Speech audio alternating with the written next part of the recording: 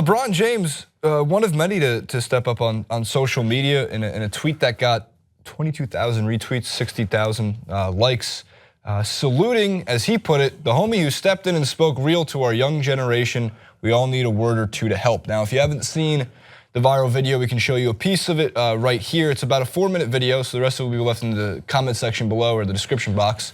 There is some swearing, we bleeped it out, so viewer discretion advised. In terms of what you're about to see is there was a fight that was about to happen. They started throwing some fists, these two young boys, and one guy decided to kind of come out of nowhere, step in and stop it, and give them a little talk about why they shouldn't be fighting. Wait, you can't sleep.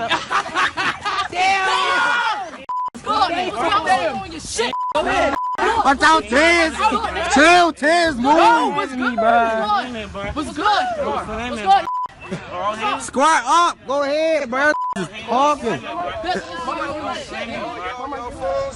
Everybody on y'all phones though. Oh y'all the real cowards. Record that too. Everybody on the phone, record that. Coward. Everybody recording the phone, real coward. Ain't cool, man. Y'all in the middle of the street. Look, she's smiling and laughing. They laughing. Look, he laughed. He got a big smile on his face, little bro. He got a big smile on his face. Look at your man right here. It's supposed to be your man. He dying. He can't look. He can't even hold his ass. Look, looking up. Listen, look. They all laughing, little bro. But you really upset, and you really upset. You more mad than he is. I can see it in your face. So you fighting for a reason. He only fighting you because you want to fight him. Because you mad. He came into me. He touched me. So you some shit I don't even know. So you defending yourself.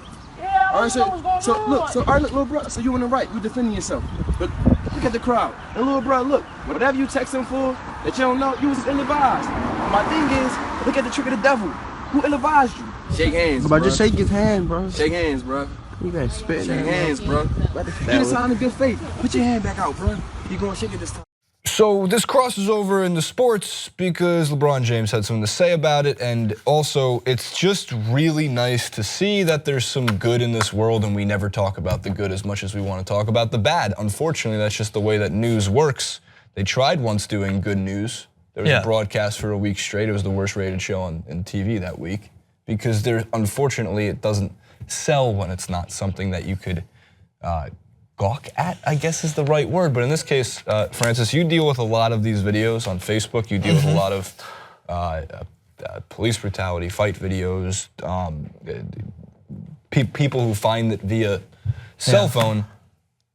Should we celebrate the guy, or this should just be the way that we all should be?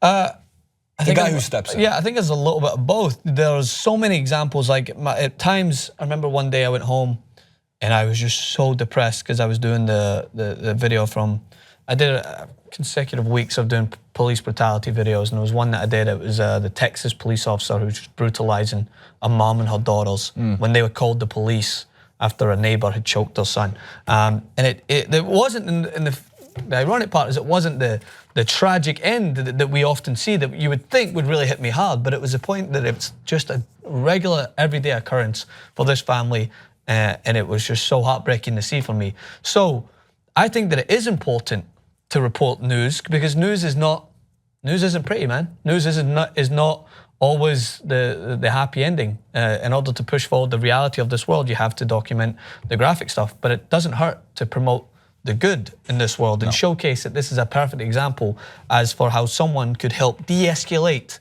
a situation. So allow me to get a little bit deeper for 2 secs about the idea about the black community, in my opinion, from what I've seen in the United States, is that people assume that when the black community has come forward and said that the police are brutalizing them disproportionately towards whites in comparison to whites. That's a matter of a fact, right? That's a fact that has been proven through statistics and everything else and examples, countless examples.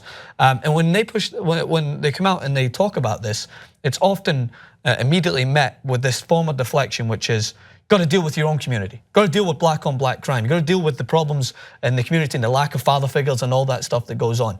And it's often assumed that no one is aware that that's a problem.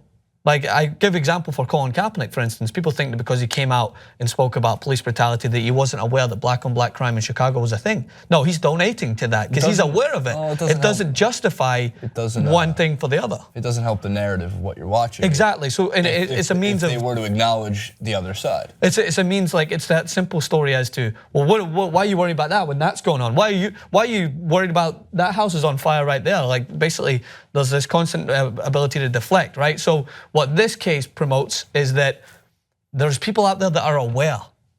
Just because they're coming out and saying that police brutality and the treatment of black citizens in this country is a problem, it doesn't mean that they're going to deflect away from the fact that there needs to be a narrative pushed specifically towards black youths in this country, that there's a way to go about a situation and it's not always going to be a result to violence. And the same thing goes on in the white community. There's people that if they see kids involved, they're going to try to install a sense of civility to the situation and understanding. And I credit this man so much because he basically seen an example where two kids were about to throw blows just for the enjoyment of everyone else watching. And what broke my heart about it as well, and I'm glad it didn't, is because that video would be shared, and how many people throughout the country would be like, two thugs. Thugs, they're destined to just go down the wrong road. And that's an unfortunate narrative that's pushed forward. So this man stepped in and looked to try and help the situation by saying, you're just giving these people behind the camera what they want. You're giving them the entertainment. You're giving the world a look at your life. You're going to create whether you think it or not, you're going to create a negative image about yourself, your family. And that's whether you believe that's truthful or not, because there's kids that fight every day. Unfortunately, some kids get looked in a different way than others. And I think that this man did a very good job of coming in and just kind of trying to be real and be like, look at them, they're laughing. I would be so much happier in a world where this guy has 7.8 million Instagram followers for breaking up a fight, not the Cash Me Outside girl. Francis, you are on Twitter at Francis_Maxwell. I am indeed. I'm at JasonRubin91, and you can always follow at TYT Sports on the Twitter and Facebook.com/TYT Sports. This has been the Pluto Show. Thank you for watching. Check out the other shows in the TYT Network and come over to YouTube. Give us a subscription, a like, and a favorite, and we will give you a virtual hug back.